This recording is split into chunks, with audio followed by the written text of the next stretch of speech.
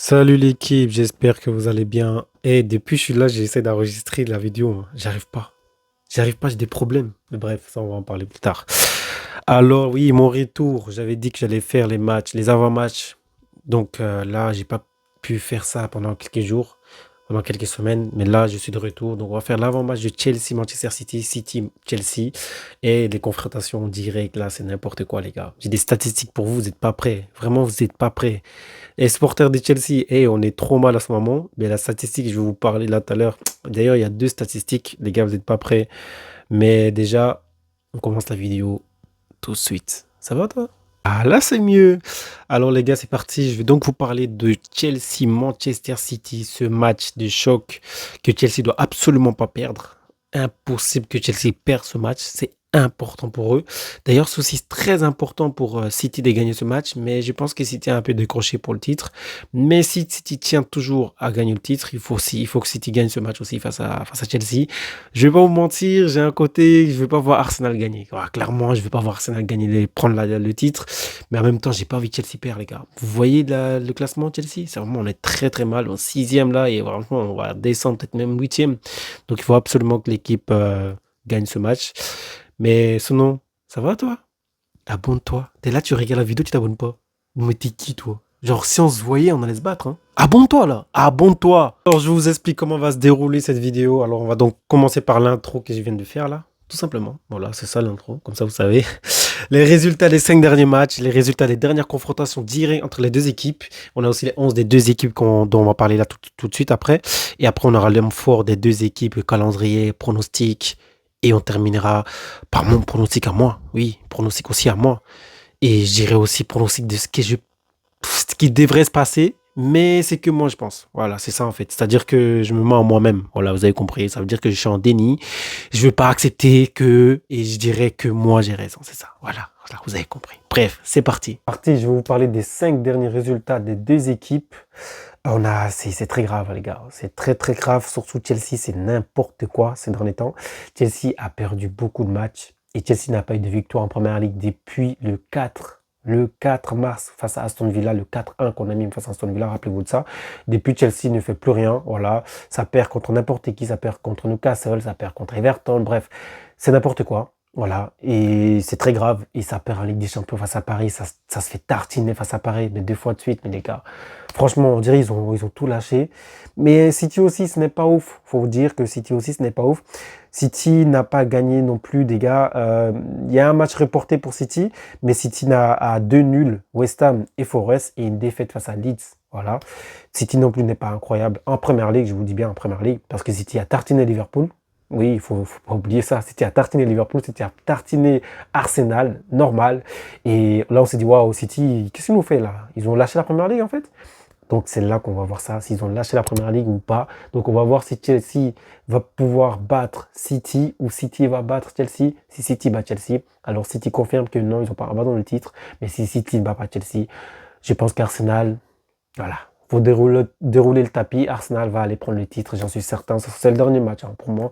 On va voir qui a besoin de cette victoire le plus en fait, tout simplement parce que Chelsea est sixième. Chelsea est sixième en Première Ligue, les gars. C'est très, très, très grave.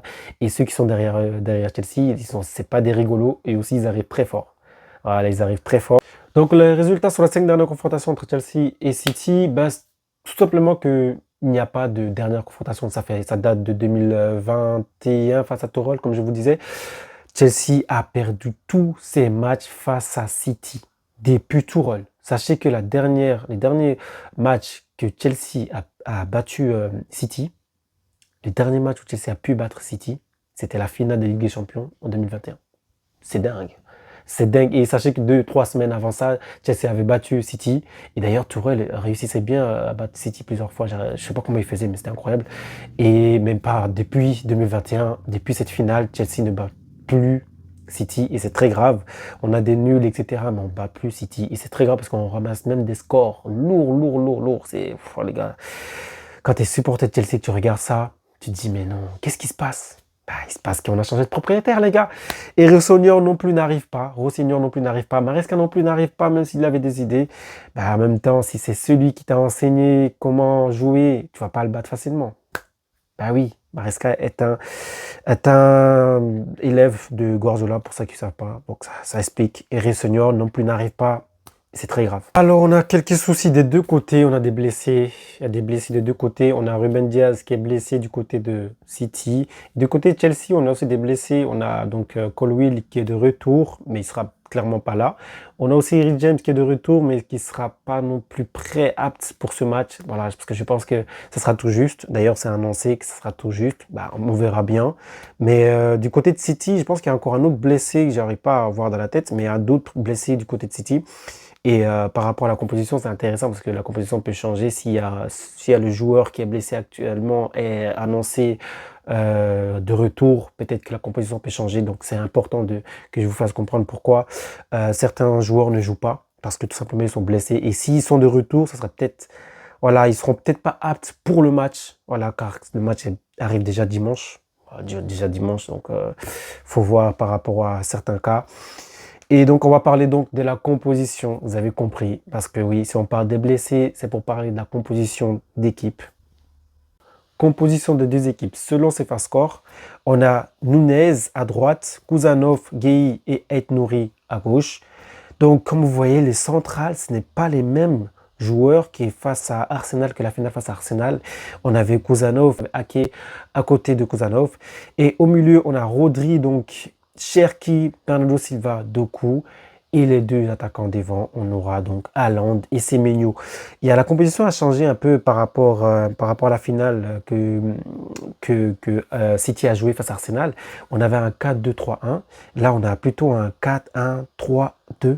Voilà, un peu étrange.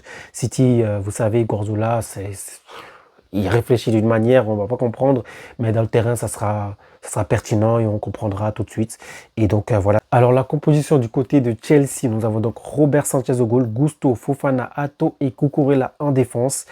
On a un 4-2-3-1 du côté de Chelsea. Oui, c'est un 4-2-3-1, ça ne change pas. On aura Lavia, Caicedo, selon SofaScore. Je ne suis pas certain pour Lavia, vraiment pas. On aura Estevao, Palmer, Neto et João Pedro en 9. Donc voilà, Estevao qui était aussi annoncé blessé. Et si je ne me trompe pas, voilà, ça me revient maintenant.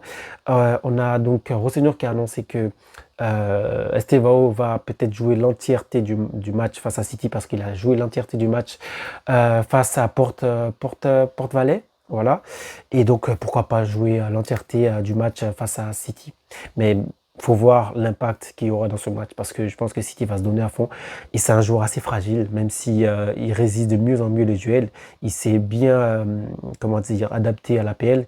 Et ouais, c'est intéressant. Donc, comme je disais, on a les trois devant, Estevao, Palmer, Neto et João Pedro en 9. Voilà la composition selon SofaScore. Et je pense que ça sera comme ça, juste pour Lavia, comme je vous disais, Lavia, les gars, je ne le sens pas.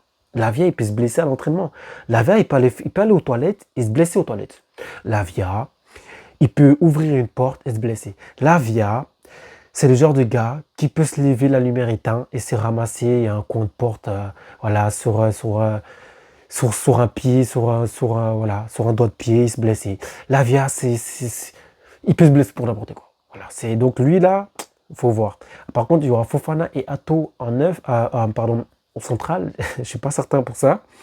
Mais vu que Colwill est actuellement blessé et donc indisponible pour ce match, pourquoi pas. Et Hato, franchement, il fait des bons matchs, de mieux en mieux. J'ai vu le match face à Porte-Valley, c'était incroyable. J'ai vraiment aimé son match. Et donc, pourquoi pas le mettre en 9, même si c'était pas exactement la même position non plus. On a Cucurella qui a parlé, qui a énervé les dirigeants, mais franchement, je pense qu'il l'a écouté. Il s'est excusé d'ailleurs. Enzo Fernandez d'ailleurs aussi s'est excusé. Oui, oui. Pour ceux qui ne savent pas, Enzo Fernandez, Cucurella ont un peu tapé du poing sur la table du côté de Chelsea en faisant comprendre qu'ils ne sont pas contents de ce qui se passe actuellement à Chelsea et qu'ils ne sont pas contents de la direction que le club est en train de prendre. Voilà, tout simplement parce que ces joueurs-là veulent gagner des titres et ils ont l'impression, surtout Cucurella qu'elle disait, a l'impression que Chelsea veut créer voilà, quelque chose pour les jeunes alors qu'eux ils sont arrivés jeunes et ils sont un peu en train de devenir vieux et ils veulent gagner des titres en fait. Donc ils ont un peu tapé du poing sur la table et je pense que les dirigeants ont compris et ils se sont activés. Je l'avais annoncé dans une de mes vidéos. Les dirigeants vont commencer à acheter des joueurs expérimentés, voilà, pour équilibrer l'équipe, parce que c'est important. Donc un milieu, un défenseur et un attaquant. Je pense que c'est un défenseur central, un milieu de terrain un peu, je crois, 6 et un attaquant important parce que là, Delap, j'en peux plus. Delap, j'en peux plus. Il faut vraiment me le foutre dehors, ce gars-là, j'en peux plus. D'ailleurs, il y a d'autres joueurs que je... Oh là là, je suis fatigué d'eux. Mais bref, on a Gittens et Garnacho. Il y en a un, je ne sais pas, il ne sert à quoi, même si on sait qu'il est très fort. Et il y en a l'autre, on sait qu'il veut se donner à fond, mais il n'est pas si fort que ça. Mais bon, on va le laisser. Donc il faut que l'un des deux part, en fait. Pour moi, l'un des deux doit partir. Pour l'homme fort, comme je vous disais, Rodri du côté de Chelsea, du côté de City, c'est l'homme fort, voilà, de l'équipe en général. Mais l'homme fort offensivement, c'est Haaland. Tout simplement, il a 22 buts, je pense, ou 23 buts en première ligue actuellement. C'est incroyable. Et on a du côté de Chelsea, João Pedro, qui a 15 buts, je pense, 15-16 buts actuellement. Du côté de Chelsea, qui a marqué, qui a commencé à marquer à partir du mois de janvier d'une manière. Il faisait que enchaîner. J'étais étonné. Et il s'est un peu calmé très vite d'ailleurs, face à Paris. Et après, du coup, il marque plus trop. Et du côté de Chelsea, il est l'homme offensif. Mais du côté de Chelsea, l'homme fort de l'équipe, c'est Caicedo, bien évidemment. Vous vous attendez à qui? Bien évidemment que c'est Caicedo. Si c'est pas Caicedo, c'est Cucurella. Si c'est pas Cucurella, peut-être, ce sera un joueur Pedro parce qu'il marque. Mais actuellement, c'est clairement Caicedo, l'homme fort de l'équipe. Et j'espère que Robert Sanchez ne fera pas de boulette, les gars. Alors voilà, je pense que j'ai tout dit du côté de la composition des deux équipes. Et aussi, j'ai parlé aussi de l'homme fort des deux équipes, l'homme fort des deux côtés. Et donc là, on va terminer par le calendrier. Euh, Chelsea va se taper City. Les 3 derniers matchs. Hein. City, Manchester United et Brighton. Chelsea est dans la merde. Chelsea est dans la merde. Et ce n'est pas fini parce qu'il y a d'autres matchs qui vont arriver plus tard. Et pour City, City affrontera Chelsea pour dimanche et affrontera Arsenal pour la semaine prochaine et reviendra vers Burnley et après affrontera Southampton. Donc c'est aussi intéressant du côté de City. Donc ça enchaîne 2 gros matchs et ça se calme sur un match. Donc sur les 3 prochains matchs du City, ce sera donc Chelsea. Dimanche, on aura Arsenal la semaine prochaine et on terminera par Burnley là dans 3 semaines. Voilà, tout simplement. Je pense que j'ai tout dit du coup. Alors mon pronostic à moi. Mon pronostic à moi, je vais regarder 2 choses par rapport à ça. Mon pronostic, c'est que il faut regarder est-ce que City est en danger. City actuellement n'est pas en danger. Il faut voir est-ce que Chelsea est en danger. Chelsea actuellement est en danger. Et c'est juste par rapport à ça que je vous dis que Chelsea est obligé de gagner. Je l'ai dit souvent que Chelsea, quand ils sont obligés de gagner, ils gagnent toujours. Mais c'est faux. C'est pas toujours si vrai en vrai. Mais Chelsea va... je sais pas. En fait, je sais pas. Je sais pas, c'est compliqué. Parce que City perd contre des équipes très moyennes. Et après, ils gagnent face à Chelsea, face à City, face à United, face à Arsenal, face à Liverpool, etc. Et ils perdent face à des équipes, on dirait, ils sont la flemme de jouer. Mais là, quand c'est un match important, on a une équipe comme Chelsea, et comme je vous ai dit, un truc à prendre en compte, c'est que Chelsea n'a pas gagné face à City depuis 2021. Ça fait 5 ans. C'est moi. Wow, ça fait 5 ans, les gars, en 2026. Mais ça fait donc 5 saisons. Donc voilà. Je pense que, franchement, j'ai même pas envie de pronostiquer. Hein. En vrai, mon truc, c'est que Chelsea est obligé de gagner, donc Chelsea doit gagner. Et Chelsea gagnera. Mais la réalité est que Chelsea n'a pas gagné face à City depuis 2021. Et donc Chelsea va aussi ramasser encore une fois. Et surtout actuellement que City est en train de tabasser tout le monde, là, tous les gros. Ils se sont tabassés Liverpool, ils ont tabassé Arsenal en finale. Donc là, vous avez compris. Ils sont en train de tabasser tous les gros. Comme United à un moment donné, rappelez-vous. Donc c'est ça qui fait que je crois que City va gagner. Voilà, c'est juste pour ça. Tu vois, en fait, il n'y a pas de choses qui me disent que Chelsea va gagner. C'est juste parce que je veux. Par contre, il y a des choses qui font comprendre que City va gagner. Parce que City, ça fait 6 ans, ça fait 5 ans qu'ils n'ont pas perdu face à Chelsea. Voilà, c'est ça la réalité. Et ça fait un autre truc, c'est que City est en train d'agresser tous les gros actuellement. Même si c'est pas en Première Ligue, ils sont en train d'agresser tous les gros actuellement. Voilà, Liverpool, Arsenal, et là maintenant c'est Chelsea qui va peut-être se ramasser. Donc, ils sont en montée de puissance face aux gros. Et en plus, ils ont battu, ils battent Chelsea depuis 5 ans. Donc, c'est deux choses actuellement qu'on peut prendre en compte. Du côté de Chelsea, il n'y en a rien du tout. Il y a rien du tout. C'est juste moi, je me dis, ils sont à 2 points du septième, Chelsea. Ils sont à 2 points du septième. Donc, ils sont obligés de gagner, les gars. C'est ce que je vous dis. Ils sont obligés de gagner. On verra. Et je clôt le, le- la vidéo sur Arsenal, Manchester City, Manchester United, Aston Villa, Liverpool, Chelsea. Voilà. Aston Villa, je ne sais pas ce qu'ils font là, mais ça va commencer à m'énerver. Eux, il faut qu'ils descendent vite, vite, vite, vite, vite, vite, vite. Donc les gars, je pense que j'ai tout dit. Abonnez-vous, likez, commentez. Et on se retrouve pour le débrief du match. Abonne-toi. Si c'est que tu regardes, tu t'abonnes pas. C'est dingue, les gars. Eh, les audiences, là, vous êtes fous ou quoi? Les gars, je vois, vous voyez, vous vous abonnez pas. Vous savez que je vous vois. Je vous vois. Abonnez-vous. Merci. Allez, ciao.